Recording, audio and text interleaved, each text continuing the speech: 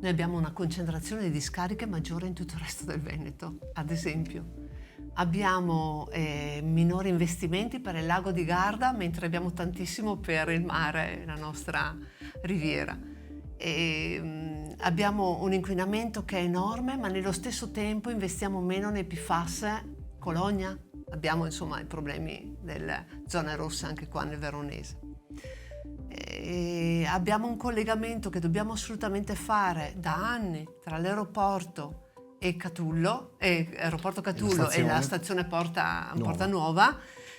Fanno quello di Venezia ma non fanno quello di Verona. Il primo problema è che per moltissimi anni le regioni sono state fondate nel 1970. Il primo e unico presidente è stato Tomelleri, Angelo Tomelleri. Da quel presidente non abbiamo più avuto un veronese.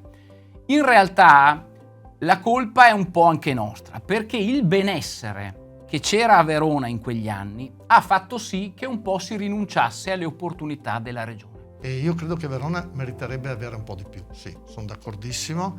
Io dico che un domani spero che arrivi anche un governatore veronese, perché tantissimi anni che abbiamo visto governatori di Padova, di Treviso e quant'altro, ma Verona si merita di avere un governatore della regione e che porti un po' più il peso della regione verso questi territori.